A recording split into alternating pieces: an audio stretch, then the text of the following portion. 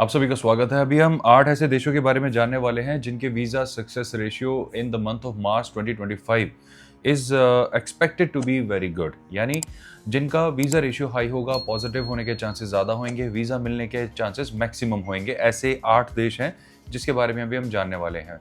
First thing. Second, इससे पहले मैं लिस्ट शुरू करूं, पहले मैं आपको बताना चाहता हूं कि इजी वीज़ा होने का मतलब ये नहीं होता कि सभी को वीज़ा मिल जाता है, हर प्रोफाइल को वीज़ा मिल जाता है, जैसा मर्जी डॉक्यूमेंट लगा दो वीज़ा मिल जाता है। इसका मतलब ये नहीं होता। इसका मतलब बस ये होता है कि जो प्रोबेबिलिटीज़ है वीज़ा मिलने की इस समय इन देशों की ज़्यादा हैं, जिसकी वजह से जो एवरेज प्रोफाइल हैं या अबव एवरेज प्रोफाइल्स हैं उनको भी वीज़ा मिल जाता है। ट्रेडिशनली स्ट्रॉन्ग प्रोफाइल्स को ही मिलता है, बट इस समय इन देशों में एवरेज प्रोफाइल्स को भी वीज़ा मिल सकता है। यानी अगर किसी के अकाउंट में 100 बैलेंस है, 100 ट्रैवल हिस्ट्री है, कोई खास स्ट्रॉन्ग ऐसे लिंक्स नहीं है जिसको इंप्रेस करके हम काउंसलर से वीज़ा ले सकें, तो भी वीज़ा मिलने के चांसेस हाई हैं। इसका मतलब ये होता है। थर्ड एंड फाइनल पॉइंट, आपको अगर वीज़ा मिल जाता है दैट्स गुड, कांग्रेचुलेशंस, लेकिन ट्रैवल करने से पहले हमेशा इमिग्रेशन की तैयारी करके जाएं। हम अपने सभी क्लाइंट्स के जिनके भी वीज़ा आ जाते हैं उसके बाद उनको इमिग्रेशन की टिप्स देते हैं, इन्फॉर्मेशन देते हैं, जिसको फॉलो करते हैं ताकि उनके ट्रैवल्स में कोई प्रॉब्लम ना आए, इमिग्रेशन में कोई प्रॉब्लम ना आए और खास तौर से डिपोर्टेशन जैसा एम्बैरेसिंग एपिसोड उनके साथ ना हो। इसलिए इमिग्रेशन की तैयारी करना बहुत इंपॉर्टेंट है। आप जब ये सारी कंट्रीज के बारे में जान जाएंगे, इसके बाद हमने ऑलरेडी एक वीडियो बनाई हुई है जिसमें हमने बताया कि इमिग्रेशन आप पूरी दुनिया में किसी भी एयरपोर्ट पे कैसे क्लियर कर सकते हैं, तो उसको जरूर जाके चेकआउट करें। ऑलराइट, सो इस लिस्ट में 8वें नंबर पे है न्यूजीलैंड। न्यूजीलैंड के वीजा रेशियो जो है बीच में काफी डिक्लाइन हुए, पहले काफी हाई था, ये हमारे लिस्ट में नंबर 1 भी था आज से 2 महीने पहले, फिर इनके वीजा रेशियो में डिक्लाइन आ गया बहुत शार्प, बट अब बैलेंस चल रहा है, यानी वीजा रेशियो जो है पॉजिटिव साइड पे ज्यादा है। अगर मैं आपको इसमें एक एस्टिमेट की बात करूं तो like you can assume like it's something close to 70-30, 70 is approval and 30 is disapproval, just for the sake of it, क्योंकि इनका कोई ऐसा कॉन्क्रीट डेटा मार्केट में रिलीज नहीं होता है जिससे मैं आपको एग्जैक्ट कैलकुलेशन बता सकूं। बट अभी के लिए 8 नंबर पे न्यूजीलैंड है और अगर आप न्यूजीलैंड जाना चाह रहे थे तो आप इसको कंसिडर कर सकते हैं। 7 नंबर पे ब्राजील। ऑफ कोर्स ब्राजील जो है उसका वीजा रेशियो इस समय काफी अच्छा है, प्रोवाइडेड आप इंटरव्यू क्लियर कर सकें, क्योंकि ब्राजील आजकल इंटरव्यू लेने लग रहा है। अब जब आप सबमिशन कराते हैं उसी वक्त इंटरव्यू हो जाता है, कुछ केसेस में बाद में कॉल भी आ सकती है और डॉक्यूमेंट्री एविडेंस मांगे जा सकते हैं, लेकिन अगर आप उनके डॉक्यूमेंट्स पूरे कर देते हैं और कंफर्टेबली आंसर दे देते हैं तो आपको कोई प्रॉब्लम नहीं होनी चाहिए। वीजा रेशियो ब्राजील का इस समय काफी हाई है।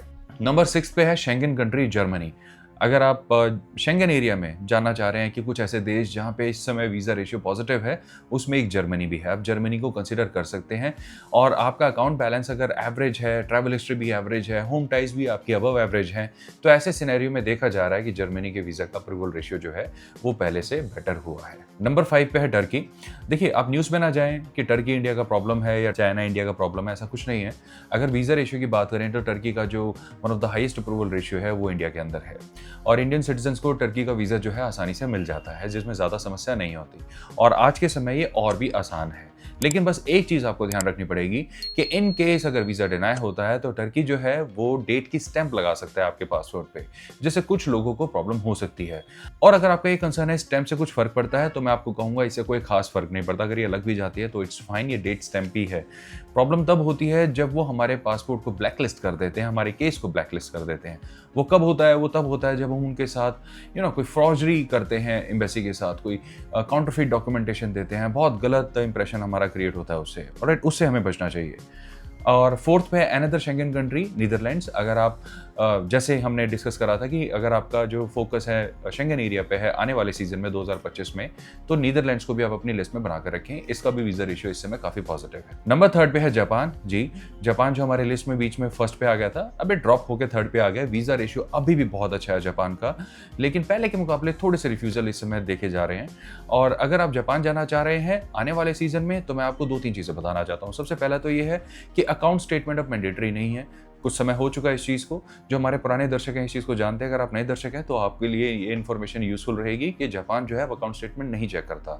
यहाँ पे आपका ITR जो है वो ज़्यादा इंपॉर्टेंट होता है, इसलिए अपने ITR कंप्यूटेशन के साथ लगाना बिल्कुल ना भूलें। नंबर 2 पे है सरप्राइज एंट्री यूएस। जी हाँ, यूएस वीज़ा रेशियो में बहुत शार्प इंप्रूवमेंट हमने देखी है लास्ट कुछ दिनों में। अब ये सर्कमस्टांशियल भी हो सकती है।